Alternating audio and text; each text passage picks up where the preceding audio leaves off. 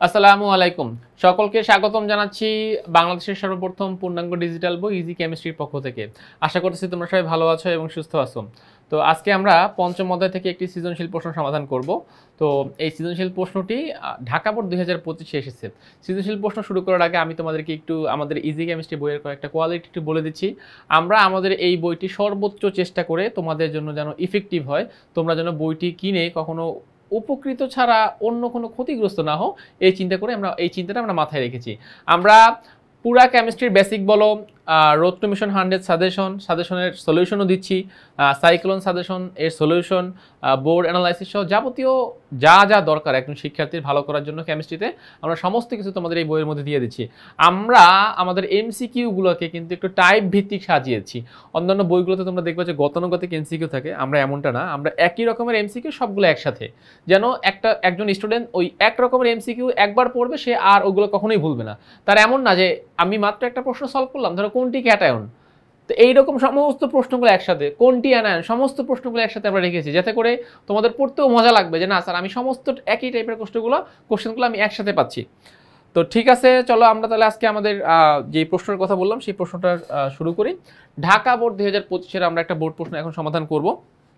দেখো দুটো চিত্র, এ চিত্রে ইলেকট্রন আছে কয়টা, 10, 2 আর 10, 12, 14, 16। সো এই চিত্রটা হচ্ছে ম্যাগনেসিয়ামের।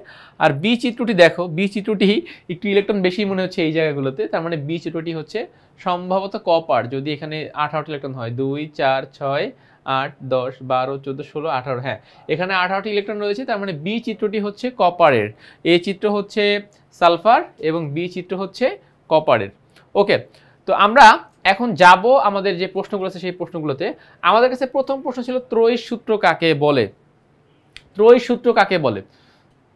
তো ত্রয়ী সূত্র দ্বারা দেখো যেটা বোঝানো হয় যে বিজ্ঞানী ডোবেরাইনার প্রথম 3টা করে মৌল সাজান একই গ্রুপের, এবং তিনি বলতে চান যে প্রথম এবং তৃতীয়টির ভর এর গড় দ্বিতীয়টির ভরের সমান বা কাছাকাছি। সো এইটাকে আমরা ত্রয়ী সূত্র হিসেবে চিনি। তো ফর এক্সাম্পল দেখো, লিথিয়াম 7, সোডিয়াম 23, পটাশিয়াম 39। তাহলে প্রথমটার ভর এবং তৃতীয়টার ভর যোগ করো, 39 + 7/2 সমান কত হচ্ছে? 23। সমান কত হচ্ছে? 23 হচ্ছে। সো এইটাই বলতে চাচ্ছিল যে একই গ্রুপের পাশাপাশি যে 3টা মৌল আমরা নিব, উপর নিচ করে যে 3টা মৌল আমরা নিব একই গ্রুপের, সে প্রথমটার ভর এবং তৃতীয়টার ভরের গড় দ্বিতীয়টার ভরের সমান বা কাছাকাছি। অবশ্য ভরের গড় করতে হবে, কিন্তু 2 দিয়ে ডিভাইড করতে হবে।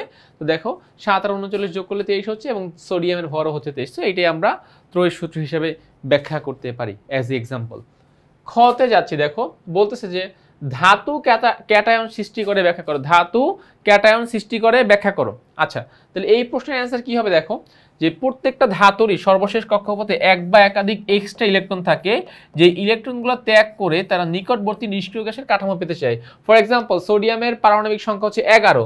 সোডিয়াম যদি 11 থেকে একটা ইলেকট্রন বাদ দেয়, তাহলে তার ইলেকট্রন হচ্ছে 10টা, যেই 10টা কিনা আমার নিয়নের ইলেকট্রন বিন্যাস, যেই 10টা হচ্ছে আমার নিয়নের ইলেকট্রন বিন্যাস। তাহলে ধাতুরা সর্বশেষ কক্ষপথের এক বা একাধিক ইলেকট্রনগুলো ত্যাগ করে তারা নিয়নের মতো বা অন্য কোনো নিষ্ক্রিয় মৌলের মতো কাঠামো তারা অর্জন করতে চায়, বিধে তারা ইলেকট্রন ত্যাগ করে। এবং আমরা জানি যারা ইলেকট্রন ত্যাগ করে বা ইলেকট্রন যখন ত্যাগ করা হয় তখন তার উপরে পজিটিভ সাইন বসে যায়। তাহলে সেই হিসাবে আমরা বলতে পারি যে সোডিয়ামের উপরে পজিটিভ সাইন বসে, তার মানে সোডিয়াম একটি ধাতু, এবং সোডিয়াম ধাতু বিধায় সেই ইলেকট্রন ত্যাগ করে ক্যাটায়ন তৈরি করতে পারবে। আর অন্যতম একটা সহজ একটা ওয়ে হচ্ছে যে ধাতুদের ইলেকট্রন সংখ্যা নিষ্ক্রিয় গ্যাসদের থেকে বেশি থাকে। নিষ্ক্রিয় গ্যাসের থেকে অলওয়েজ বেশি থাকে। নিয়ন থেকে সোডিয়ামের 11, পটাশিয়াম আর্গন থেকে 19 বেশি আর কি। তাহলে এই জন্য তারা নিষ্ক্রিয় গ্যাসের কাঠামো পাওয়ার জন্যই তারা মূল ইলেকট্রন ত্যাগ করে এবং তারা ক্যাটায়নে পরিণত হয়। গেল 2টা। 3 নাম্বার দেখো, বি মৌলের স্ফটিক বিদ্যুৎ পরিবহন করে। বি মৌলটা কে ছিল? কপার। কপারের স্ফটিক বিদ্যুৎ পরিবহন করে। আমরা কিন্তু এর আগেও 2-একটা প্রশ্নে এগুলো নিয়ে কথা বলেছি।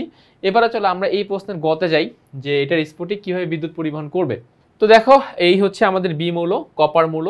কপার মৌল স্ফটিক বিদ্যুৎ পরিবহন করতে পারে। কিভাবে বিদ্যুৎ পরিবহন করতে পারে?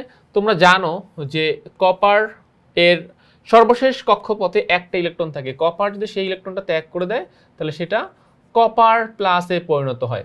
কপার প্লাসে পরিণত হয়। তো এই যে কপার প্লাস, এবং তাদের যে ত্যাগকৃত ইলেকট্রন, এই ইলেকট্রনটা যে কপারের আন্ডারেই থাকবে এমন কিন্তু কোনো কথা নাই।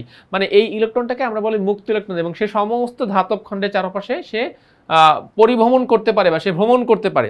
তাহলে কপার পরমাণু ইলেকট্রন ত্যাগ করে কপার 2+ বা কপার প্লাসে পরিণত হলো, যেহেতু ইলেকট্রন একটা ত্যাগ হয়েছে, সো এখানে প্লাস হবে একটা, ইলেকট্রন ত্যাগ করে কপার প্লাসে পরিণত হলো।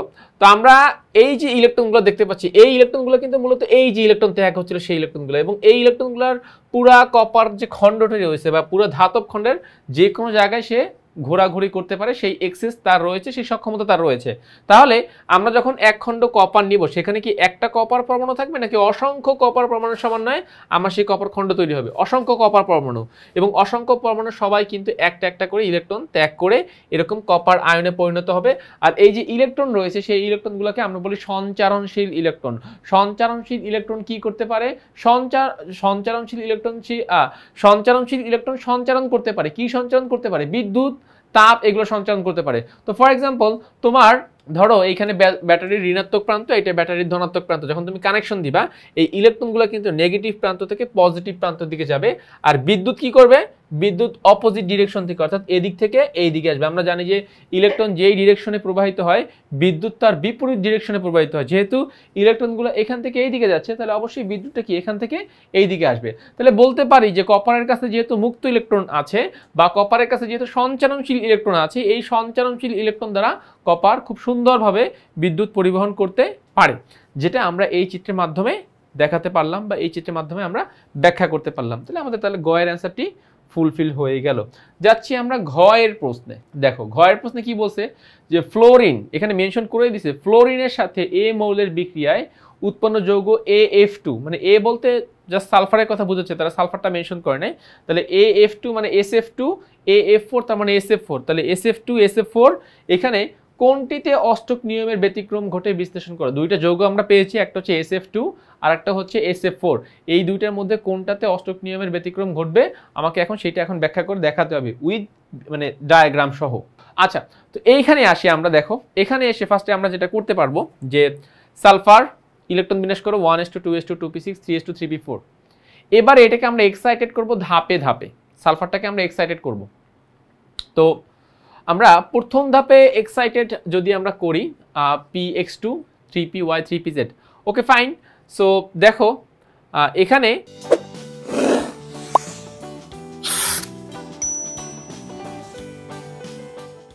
সো ফার্স্টে আমরা যেই কাজটা করতে পারবো সেই কাজটা হলো যে আমাদেরকে প্রথমে আসলে আমরা র্যান্ডমলি যদি আমরা এখানে যদি হোমস ল অ্যাপ্লাই করি, তাহলে আমাদের কি হচ্ছে, 3p-তে কয়টা আছে? 4টা। দেখো আমি যদি তোমাদেরকে এখানে ডায়াগ্রামটা এঁকে দেখাই, তাহলে তোমরা জিনিসটাকে আরেকটু সুন্দর মতো বুঝতে পারবা। এই যে এখানটাতে দেখো 3p4, তাহলে আমরা যদি হোমস ল অ্যাপ্লাই করি তাহলে কি হয়ে যাচ্ছে এরকম। সো px py pz, তাহলে যেহেতু আমার কাছে 4টা ইলেকট্রন রয়েছে, তাহলে আমরা কি করব, ফার্স্টে px কে একটা দিব, py কে একটা দিব, pz কে একটা দিব, পুনরায় px কে একটা দিব, তাই না? তাহলে এই যে দেখো px 3px², দেন কি আসতেছে 3py, y তে আছে কয়টা? একটা, এজন্য হচ্ছে 3py1, আর z এ আছে কয়টা? z এ আছে একটা, সো 3pz1। তো আমরা ফার্স্টে র্যান্ডম ইলেকট্রন বিন্যাস করে আমরা যদি হোমস ল অ্যাপ্লাই করি, তাহলে আমরা পাচ্ছি আমাদের সেকেন্ড যে লাইনটা, এই লাইনটা আমরা এখান থেকে পেয়ে যাচ্ছি র্যান্ডম ইলেকট্রন বিন্যাস করে যদি আমরা হোমস ল অ্যাপ্লাই করি। আচ্ছা, নেক্সটে দেখো যদি আমরা এক্সাইটেড করি তাহলে কি হবে, তাহলে এই যে আমার একটা জোড়া রয়েছে, আমার এই জোড়াটা থাকবে না। খেয়াল করো, এই জোড়াটা আর থাকবে না। তাহলে এখান থেকে একটা ইলেকট্রন, এখান থেকে একটা ইলেকট্রন 3d-তে চলে যাবে, তখন 3d1 হয়ে যাবে, তখন এখানে ইলেকট্রন হচ্ছে একটা, আর এই ঘরে আমার ইলেকট্রন হবে তখন একটা। ঠিক আছে কথাটা? তো তাইলে আমরা বলতে পারি যে যদি আমি একটু এক্সাইটেড করি সালফারকে, তো এখান থেকে যেহেতু আমরা এক ধাপে এক্সাইটেড করতেছি, সো আমরা এখান থেকে একটা স্টার চিহ্ন দিলেই আমাদের হয়ে যাচ্ছে। এক ধাপে এক্সাইটেড করতেছি যেহেতু সেহেতু আমরা একটা ইলেকট্রন দিব, এবং ইলেকট্রন দিলে এখানের এই যে, তাহলে এখানে তখন আমার হবে ইলেকট্রন একটা, আর বাকি যে পয়েন্টগুলো রয়েছে বাকি পয়েন্টগুলোতে আমার ইলেকট্রন হবে একটা একটা করে। So 3px1 3py1 3pz1 3d1, অর্থাৎ এই ঘর থেকে একটা ইলেকট্রন আমার এই ঘরে শিফট হয়ে গেল। তাহলে এখন সালফারের 4টা বিজোড় ইলেকট্রন দেখতে পাচ্ছ তোমরা এখানে, 3px1 3py1 3pz1 3dxy1। আচ্ছা গেল। ফ্লোরিন আকারেই আছে, জাস্ট আমরা ওটাকে যদি হোমস লতে সাজাই, তাহলে এই যে 5টার px এ যাবে 2টা, py তে যাবে 2টা, pz এ যাবে একটা, এরকম করে আমরা ফ্লোরিনকে সাজালাম। নেক্সটে আসো ফার্স্টে আমরা এখান থেকে SF4 এর গঠনটা দেখব। SF4, তো এই যে দেখো তোমরা এখান থেকে SF4 এর গঠনটা তোমরা খুব অনায়াসে দেখতে পারতেছো যে সালফার কি করলো। দেখো সালফার কি করলো, সালফার তার সর্বশেষ কক্ষপথে যে 4টা বিজোড় ইলেকট্রন ছিল, কোন 4টা বিজোড় ইলেকট্রন, এই যে দেখো একটা বিজোড় ইলেকট্রন, এই একটা বিজোড় ইলেকট্রন, এই একটা বিজোড় ইলেকট্রন, আর এই একটা বিজোড় ইলেকট্রন, এবং এই হচ্ছে কিন্তু এক জোড়া ইলেকট্রন, যেই জোড়াটা ছিল 3s এর জোড়া, 3s2 এর জোড়া। তাহলে সালফারের সর্বশেষ কক্ষপথে এখন ইলেকট্রন, সালফারের সর্বশেষ কক্ষপথে মোট 4টা বিজোড় ইলেকট্রন রয়েছে। একটা হচ্ছে এই একটা ক্রস, এই একটা ক্রস, একটা 4টা ক্রস, আর এই যে 2টা ক্রস, সেই 2টা ক্রস কোন 2টা, যে 2টি ইলেকট্রনকে আমরা বন্ধনে অংশগ্রহণ করাই নাই, এই যে 3s2 এর যে 2টি ইলেকট্রন দেখো এইটা কিন্তু জোড়া, আর বাকিরা সবাই বিজোড়, px বিজোড়, py বিজোড়, pz বিজোড়, dxy বিজোড়, সবাই বিজোড়, বাট 3s2 এটা হচ্ছে জোড়া, 3s2 এটা হচ্ছে জোড়া। সো তাহলে আমরা এখান থেকে কিন্তু দেখো এভাবে আসলে ডায়াগ্রাম সহকারে আমরা ব্যাখ্যাটা করতে পারি যে এই যেই, ওকে, যেটা এখন তোমরা এখানে দেখতে পাচ্ছ, ফাইন। তাহলে প্রত্যেকটা সালফারের সাথে আমি মানে সালফারের বিজোড়ের সাথে আমি একটা করে ফ্লোরিনকে দিলাম।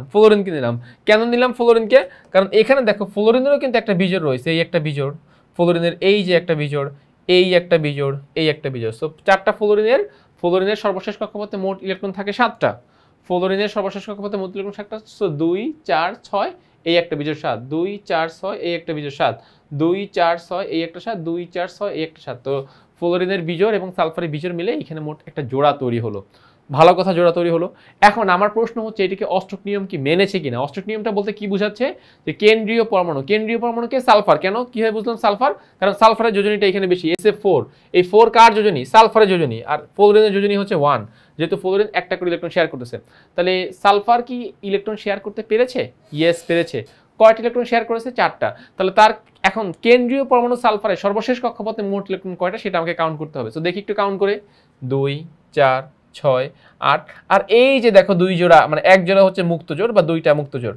তাহলে কেন্দ্রীয় পরমাণু সালফারের সর্বশেষ কক্ষপথে আমার এক জোড়া মুক্ত জোড় রয়েছে আর 4 জোড়া বন্ধন জোড় রয়েছে। সো মোট হলো কয় জোড়া, 5 জোড়া। 5 জোড়া মানে কয়টা, 10টা, 2 4 6 8 10। তাহলে কেন্দ্রীয় পরমাণুর সর্বশেষ কক্ষপথে ইলেকট্রন সংখ্যা যদি 8-এর অধিক হয়, সে তাকে আমরা বলি অষ্টক সম্প্রসারণ যৌগ।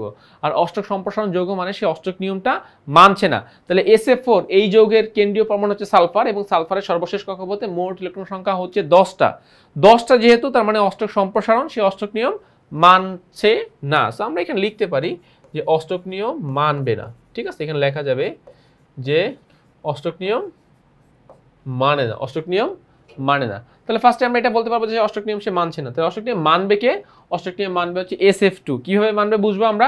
এবারে দেখো, এবারে সালফারের ইলেকট্রন বিন্যাসটা যদি আমরা একটু করি, কিরকম হচ্ছে সেই আগের মতো, 1s2 2s2, দেন হচ্ছে 2p6 3s2, দেন এরকম ছিল মনে আছে যে 3s2 3px2, দেন 3py1 আর 3pz1, x2 y1 z1, তাই না, এরকম ভাবে ছিল। তাহলে তো প্রথম কক্ষপথে 2টা, ঠিক আছে, দ্বিতীয় কক্ষপথে 8টা, 2 4 6 8, সর্বশেষ কক্ষপথে 6টা, যার 4টাই হচ্ছে জোড়া, যার 4টাই 3s2 জোড়া, 3px জোড়া। সো এই যে দেখো 4টা জোড়া, আর 3py এর যে 2টা বিজোড় ছিল, যেই বিজোড়ের একটা হচ্ছে এই আর আরেকটা হচ্ছে কি এই, এবং এর সাথে আমরা 2টা ফ্লোরিন নিয়ে নিলাম, আমরা SF2 গঠন করলাম। দেন আমাকে এখন দেখতে হবে যে এখানে কেন্দ্রীয় পরমাণু সালফারের সর্বশেষ কক্ষপথে কয়টি ইলেকট্রন রয়েছে। সো দেখো 2 আর 2 4 হচ্ছে আমার মুক্ত জোড়, আর 2 আর 2 4 হচ্ছে আমার বন্ধন জোড়। সো মুক্ত জোড় 4টা আর বন্ধন জোড়ে ইলেকট্রন আছে 4টা, মোট হচ্ছে 8টা, মোট হচ্ছে 8টা ইলেকট্রন। সো যেহেতু 8টা ইলেকট্রন এখানে রয়েছে, সেহেতু আমরা এটাকে কি বলতে পারি, সেহেতু এটাকে বলতে পারি আমরা অষ্টক নিয়ম মানবে। যেহেতু কেন্দ্রীয় পরমাণু সালফারের সর্বশেষ কক্ষপথে 8টা ইলেকট্রন রয়েছে, সেহেতু আমরা এটাকে বলতে পারি এ অষ্টক নিয়মটা ফলো করবে, অষ্টক নিয়মটা ফলো করবে। ঠিক আছে, তো 2টা মৌল গেল, একটা হচ্ছে SF4 যে অষ্টক নিয়ম মানবে না, কেননা তার সর্বশেষ কক্ষপথে 10টি ইলেকট্রন, বাট SF2 এর সর্বশেষ কক্ষপথে যেহেতু 8টা ইলেকট্রন, তার মানে এ অষ্টক নিয়ম মানবে। তো তাইলে আমরা এখন এই ডিসিশনে আসতে পারি যে উদ্দীপকের যে 2টা মৌল, একটা হচ্ছে AF2 বা SF2 অষ্টক নিয়ম মানবে, আর AF4 বা SF4 অষ্টক নিয়ম মানবে না বা অষ্টক নিয়মটা ফলো করবে না। ব্যাস, যদি আমরা এভাবে ডায়াগ্রাম এঁকে যদি আমরা ব্যাখ্যা করে দিই, তাহলে আমাদের এই প্রশ্নের অ্যান্সার অ্যাপ্রোপ্রিয়েটভাবে লেখা হয়ে যাবে, অ্যাপ্রোপ্রিয়েটভাবে অ্যান্সারটা উপস্থাপন করা হয়ে যাবে। তাহলে আমি ফাইনালি বলবো তোমাদেরকে যে আমাদের ইজি কেমিস্ট্রি বইয়ের প্রত্যেকটা সৃজনশীল আমরা এভাবে ব্যাখ্যা দিয়ে দিয়ে তোমাদের সামনে উপস্থাপন করার চেষ্টা করেছি। আমি আশা করব তোমরা এই অ্যান্সারগুলো দেখলে তোমরা খুব সহজেই অ্যান্সারগুলো বুঝতে পারবে। তো এই প্রত্যাশা রেখে আজকের পর্বটি আমি এখানেই শেষ করতেছি। নতুন কোনো পর্ব নিয়ে আবার তোমাদের সামনে হাজির হব। ততক্ষণ পর্যন্ত তোমরা সবাই ভালো থাকো, সুস্থ থাকো। আল্লাহ হাফেজ।